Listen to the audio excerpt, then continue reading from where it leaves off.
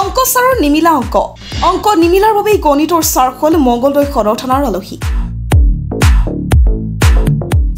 মোবাইলত টিউচনৰ ছাত্ৰীক অশ্লীল মেছেজ দি বিপদত ছাৰ। টিউচনৰ ক্লাছলৈ অকলশৰীয়াকৈ আহিবলৈ দি ধৰা পৰিল ছাৰ।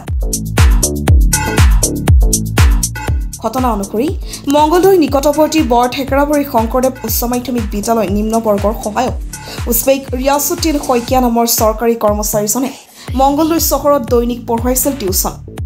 এখন চৰকাৰী বিদ্যালয় নিম্ন বৰ্গৰ সহায়ক যদিও অংক আৰু বিজ্ঞান বিষয়ত দখল থকাৰ বাবে ছাত্ৰ ছাত্ৰীয়ে ভৰি পৰে টিউচন চেণ্টাৰ। কিন্তু তাতেই লাগিল কেনা। ছাত্ৰীৰ মোবাইলত অশালীন মেছেজ আৰু অকলশৰীয়াকৈ টিউচন ক্লাছলৈ মাতে ছাৰে। ছাৰৰ বিৰুদ্ধে শনিবাৰে পৰিয়ালৰ লোকে মংগলদৈ সদৰ আৰক্ষী থানাত দাখিল কৰিছে এজাহাৰ। ততালিকে মংগলদৈ আৰক্ষীয়ে আটক কৰে অংক ছাৰক। বৰ্তমান মংগলদৈ সদৰ আৰক্ষীয়ে তদন্ত অব্যাহত ৰাখিছে। পৰিয়ালৰ লগতে দল সংগঠনে দোষীক উপযুক্ত শাস্তি প্ৰদান কৰিবলৈ দাবী তোলে। হয়, আজি থানা আহিব লগা হৈছে। আচলতে গোটেই দৰং জিলাখনক এটা লজ্জানত কৰা ঘটনা। এই ক্ষেত্ৰত আমি নিশ্চয়কৈ অখিল ভাৰতীয় বিদ্যাৰ্থী পৰিষদৰ তৰফৰ পৰা আমি সৰব ভূমিকা পালন কৰি আহিছোঁ। অখিল ভাৰতীয় বিদ্যাৰ্থী পৰিষদৰ তৰফৰ পৰা এনেধৰণৰ ঘটনাক তীব্ৰভাৱে গৰিহণা দিয়া হৈছে। আজি দেখা গৈছে সমগ্ৰ অসম প্ৰদেশৰ লগতে দৰং জিলাতো নতুনকৈ এক ধৰণৰ জেহাদৰ সৃষ্টি হৈছে। যি জেহাদক আমি শিক্ষাৰ নামত কৰা জেহাদ অৰ্থাৎ টিচিং জেহাদ নামেৰে আমি নামাংকিত কৰিব লাগিব। যি জেহাদৰ জৰিয়তে কিছুমান জেহাদীয়ে ইয়াত আমি নাম উল্লেখ কৰিব লাগিব এগৰাকী ভণ্ড শিক্ষকৰ, যিগৰাকী ভণ্ড শিক্ষকে টিউচনৰ চলেৰে আমাৰ ছাত্ৰ ছাত্ৰীসমূহক অৰ্থাৎ ছাত্ৰীসমূহক বিভিন্ন ধৰণৰ অশালীন মন্তব্য আগবঢ়াই আহিছে। তেওঁলোকক বিভিন্ন ধৰণে বিপথে পৰিচালিত কৰিবলৈ তেওঁলোকে বিভিন্ন ধৰণৰ ফেচবুকত মেছেজ পঠিয়াই আহিছে। এইগৰাকী শিক্ষকৰ নামটো আমি ইতিমধ্যে ৰাজহুৱা কৰিবলৈ বিচাৰিছোঁ। উজবেক ৰিজৱান লতিফ নামৰ শিক্ষকগৰাকীৰ নেতৃত্বত আৰু এই শিক্ষকগৰাকীৰ দ্বাৰা এই ধৰণৰ এটা ভণ্ড মানসিকতাৰে এইগৰাকী শিক্ষকে গোটেই দৰং জিলাতে আগতো আমাৰ মাজত বিভিন্ন ধৰণৰ কমপ্লেইন আহি আছিলে। কিন্তু বিভিন্ন ছাত্ৰীয়ে বিভিন্ন সময়ত হয়তো ভয় কৰে বা তেনেকুৱা ঘৰুৱা বিভিন্ন ক্ষেত্ৰত ছাপোৰ্ট নাপায় বাবে এই ধৰণৰ বিষয়সমূহত আগবাঢ়ি আহিবলৈ ভয় কৰে। কিন্তু এই ক্ষেত্ৰত এগৰাকী ছাত্ৰীয়ে ইতিমধ্যে মংগলদৈ সদৰ থানাত উজবেক ৰিজৱান লতিফৰ বিপক্ষে কমপ্লেইন ৰুজু কৰিছে। আৰু এই ক্ষেত্ৰত অখিল ভাৰতীয় বিদ্যাৰ্থী পৰিষদে সেই সমগ্ৰ ভণ্ড জেহাদী সমাজক আমি সকীয়াই দিবলৈ বিচাৰিছোঁ যে অখিল ভাৰতীয় বিদ্যাৰ্থী পৰিষদে এই ক্ষেত্ৰত কোনো কাৰণতে মানি নলয়। আৰু এনেধৰণৰ ঘটনা যদি ভৱিষ্যতে পুনৰ গোটেই অসম প্ৰান্তত য'তেই নহওক কিয় অখিল ভাৰতীয় বিদ্যাৰ্থী পৰিষদে দৌৰাই পিটিব এনেধৰণৰ জেহাদী মানসিকতাৰ জেহাদীসকলক। আৰু গতিকে এই ধৰণৰ মানসিকতাক আমি এই মঞ্চৰ পৰা সকীয়াই দিছোঁ। আৰু সকলো সময়তে এই ধৰণৰ আমাৰ মা ভনীসকলক সুৰক্ষিত কৰি ৰখাৰ ক্ষেত্ৰত অখিল ভাৰতীয় বিদ্যাৰ্থী পৰিষদ সমগ্ৰ সকলো সময়তে সকলোৰে লগত একেলগে থিয় দিব বুলি আমি প্ৰতিশ্ৰুতিবদ্ধ হৈ আছোঁ। হয়, এই ঘটনাটো কেনেদৰে পোহৰলৈ আহিল মানে এইগৰাকী শিক্ষকে বিভিন্ন সময়ত দেখিবলৈ পোৱা বিভিন্ন ছাত্ৰীৰ মোবাইললৈ অশালীন মন্তব্য অশালীন মেছেজ পঠিয়াই থাকে।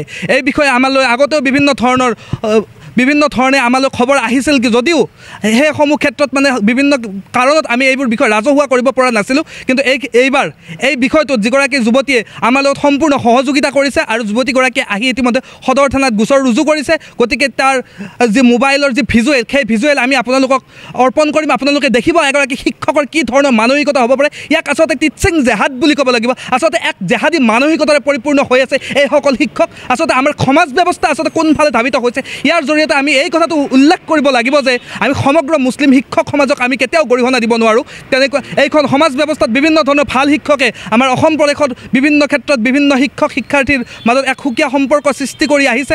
কিন্তু তাৰ পিছতো এনেধৰণৰ জেহাদী মানসিকতাৰ শিক্ষকসকলৰ বাবে মাজে মাজে মুছলিম সমাজৰ শিক্ষকসকলো লৈও প্ৰশ্ন উঠিবলৈ আৰম্ভ হৈছে। এই ক্ষেত্ৰত এক দৃষ্টান্তমূলক শাস্তি প্ৰদান কৰিব লাগিব যাতে এনেধৰণৰ জেহাদী মানসিকতাৰ যিসকল শিক্ষকৰ মনত পুহি ৰাখিছে, যিসকল জেহাদীয়ে পুহি ৰাখিছে, সেইসকল জেহাদীয়ে যাতে ইয়াৰ পিছত আমাৰ মা ভনীৰ প্ৰতি কোনো কাৰণতে আঙুলি উঠাব নোৱাৰে, কোনো কাৰণতে চকু দিব নোৱাৰে। এই ক্ষেত্ৰত এক দৃষ্টান্তমূলক শাস্তি গ্ৰহণ কৰিব লাগিব। আৰু ইয়াৰ পৰা আমি দাবী জনাইছোঁ যদি এই ক্ষেত্ৰত কোনো ধৰণৰ দৃষ্টান্তমূলক শাস্তি গ্ৰহণ কৰা নহয় তেনেহ'লে অখিল ভাৰতীয় বিদ্যাৰ্থী পৰিষদে কালি ৰাতিপুৱাৰ পৰাই এক তীব্ৰ গণতান্ত্ৰিক জংগী আন্দোলন গঢ়ি তুলিব সমগ্ৰ মংগলদৈ।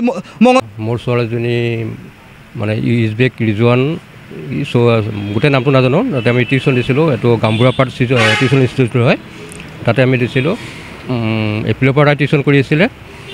যোৱা শনিবাৰৰ পৰা মানে কি কিবা কিবি মানে বেয়া মেছেজ কৰিব ধৰিলে ছোৱালীজনীক। আৰু যোৱা মঙলবাৰ 18 তাৰিখে তাইক মোক গোটেই কথাখিনি জনালে।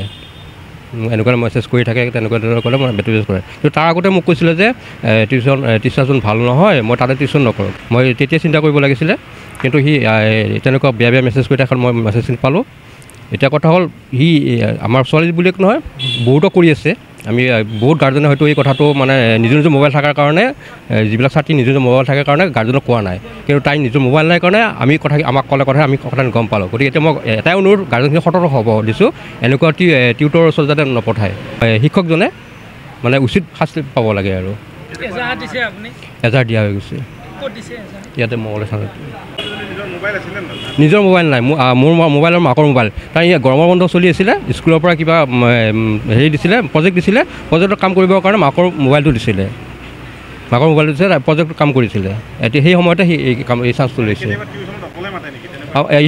কেতিয়াবা তাইক অকলে মাতে এই কথাখিনি কেতিয়াও তাই যোৱা নাই কিন্তু এই কথাখিনি আমাক কৈছে মেছেজটো বহুত বেলেগ বেলেগ ধৰণৰ এনেকুৱা মানে অশ্লীল আৰু মই ক'ব মানে নোৱাৰোঁ আৰু অশ্লীল মেছেজ দিয়ে আৰু এই এপ্ৰিলত টিউশ্যন দিছিলোঁ মই লাষ্ট যোৱা 18 তাৰিখে গোটেই সেইখিনি পালোঁ তাই মোক আহি জনালে জনাৰ পৰা মই টিউশ্যনৰ পৰা ওলাই লৈ আহি মানে কি তাৰপিছত মই হেৰি কৰিছোঁ আৰু ইয়াতে থানাত মই আহি জনাইছোঁ থানাত এই পৰহি দিনা জনালোঁ কিন্তু আজি তেওঁলোকে তাক আনিছে মানে কি ৰক্ষকে